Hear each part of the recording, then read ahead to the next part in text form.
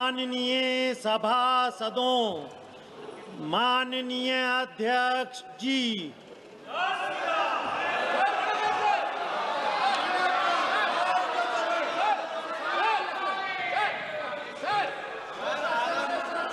एक minute Kiran ji, please Kiran ji, आप कुछ बोलना चाहते हैं? अध्यक्ष महोदय जी, हम लोग अभी चर्चा के लिए सब आए हैं।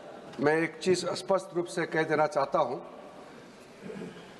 जितने भी नोटिसेस आए हैं, कई दिनों से नोटिसेस आए हैं, कई मुद्दे हैं, दोनों सदन के ओर से, विपक्ष और पक्ष, हर पार्टी से कुछ न कुछ मुद्दे के लिए नोटिस सर्व किए गए हैं। हम सरकार की तरफ से नियम और अध्यक्ष के परमिशन के बाद कोई भी चीज के लिए हम पीछे नहीं हटते हैं। लेकिन जब बीएससी में तय किया गया है कि पहले हम ऑपरेशन सिंदूर पर चर्चा करेंगे, कोई और मुद्दा आते हैं तो उसको बीएससी में तय करेगा। तो मेरा अनुरोध है अपने विपक्ष के साथियों से, आज जैसे तय किया गया है, 2 बार सदन स्थगित हो चुके हैं, आज चर्चा हम जैसे तय किया है ऑपरेशन सिंदूर पर 16 घंटे का चर्चा करने के बाद कोई भी विषय जो बीएससी में आएगा और बीएससी में रूल के तहत, परंपरा के तहत अध्यक्ष जी के परमिशन से जो भी अगर एक्सेप्ट करता है तो सरकार तैयार है। किसी विषय को लेकर के यहाँ कंडीशन लगा करके आज का इस डिबेट को, महत्वपूर्ण ऑपरेशन सिंदूर डिबेट को डिस्टर्ब करने का कोशिश ना करें। मेरा यह आग्रह है आपसे सबसे।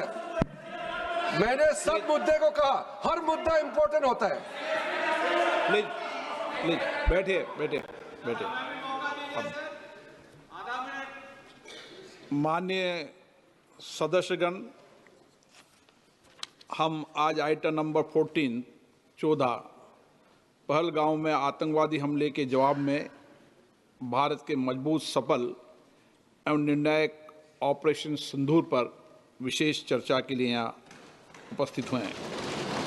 मेरा सभी माननीय सदस्यों से आग्रह है, ये विषय अत्यंत गंभीर एवं संवेदनशील है। ऑपरेशन सिंदूर के माध्यम से भारत की सेना द्वारा आतंकवाद के विरुद्ध निर्णायक कार्रवाई को पूरी दुनिया ने देखा है। हम सबको हमारी सेना के अदम्य साहस, शौर्य और पराक्रम पर गर्व है।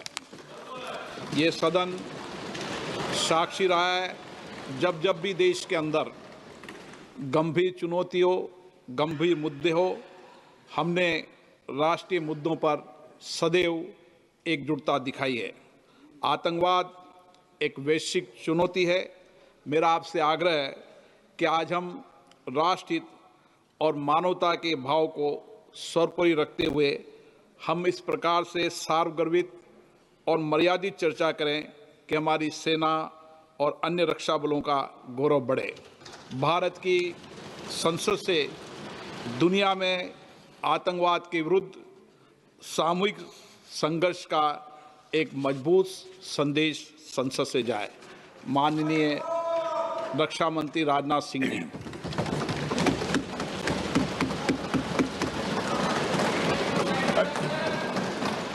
अध्यक्ष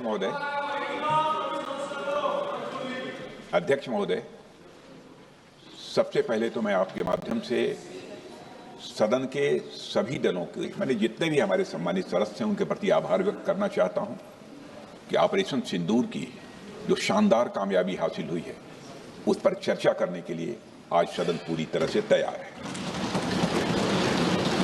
अध्यक्ष महोदय, सबसे पहले मैं इस सदन के माध्यम से मैं देश के उन वीर सपूतों को, उन बहादुर सैनिकों को नमन करता हूं जिन्होंने की राष्ट्र की सीमाओं की रक्षा के लिए आज जब भी आवश्यकता पड़ी है अपना बलिदान देने में वह पीछे नहीं रहे हैं। आज भी वह तैयार हैं और आज भी वह तत्पर हैं।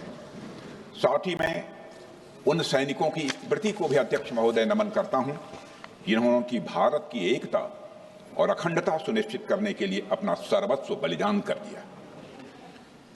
मैं पूरे देश की तरफ से सेनाओं के सभी जवानों के प्रति कृतज्ञता व्यक्त करता हूं। अध्यक्ष महोदय, आज मैं आपकी अनुमति से ऑपरेशन सिंदूर से जुड़े कुछ महत्वपूर्ण तथ्यों और विषयों को सदन के समक्ष रखने के लिए यहां खड़ा हूं। अध्यक्ष महोदय, 6 और 7 मई 2025 को भारतीय सेनाओं ने ऑपरेशन सिंदूर के नाम से एक ऐतिहासिक सैन्य कार्रवाई को अंजाम दिया। यह केवल एक सैन्य कार्रवाई नहीं थी, बल्कि यह भारत की संप्रभुता, उसकी अस्मिता, देश के नागरिकों के प्रति हमारी जिम्मेदारी और आतंकवाद के खिलाफ हमारी नीति का एक इफेक्टिव और डिसाइसिव डिमॉन्स्ट्रेशन था। अध्यक्ष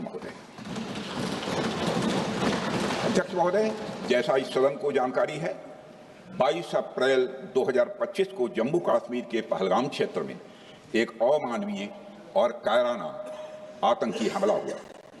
इस हमले में हमारे 25 निर्दोष नागरिकों सहित एक नेपाली नागरिक की भी जान गई थी।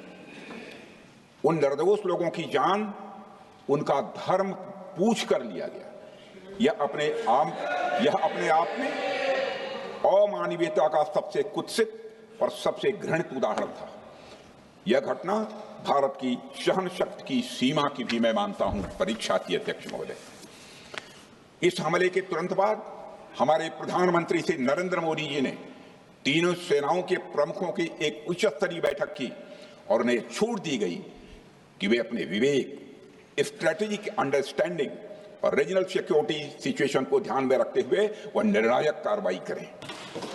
इसके बाद हमारे सैन्य नेतृत्व ने न केवल अपनी मैच्योरिटी दिखाई, बल्कि उस स्ट्रेटेजिक विजडम का भी परिचय दिया जिसकी उम्मीद भारत जैसी एक रिस्पॉन्सिबल पावर से की जाती है।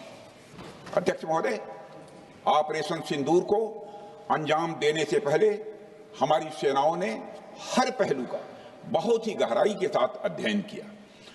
हमारे पास कई विकल्प थे, लेकिन हमने उस विकल्प को चुना जिसमें आतंकवादियों और उनके ठिकानों को अधिकतम नुकसान पहुंचे और जिसमें पाकिस्तान के आम नागरिक को कोई क्षति न होने पाए, इस बात की भी हम लोगों ने चिंता की। अध्यक्ष महोदय, हमारी सेनाओं द्वारा की गई वेल कोऑर्डिनेटेड स्ट्राइक्स ने 9 टेररिस्ट इंफ्रास्ट्रक्चर टारगेट्स को प्रिसीजन के साथ, सटीकता के साथ हिट किया और इस सैन्य कार्रवाई में एक अनुमान के अनुसार 100 से अधिक आतंकवादी, मैं बहुत संभल कर बोल रहा हूं अध्यक्ष महोदय, हमारी फिगर गलत ना होने पाए, फिगर इससे बहुत अधिक है। 100 से अधिक आतंकवादी, उनके ट्रेनर, उनके प्रशिक्षक, उनके हैंडलर, लश्कर-ए-तोयबा और हिजबुल मुजाहिदीन जैसे आतंकवादी संगठनों से संबंधित थे। ये वही आतंकी संगठन हैं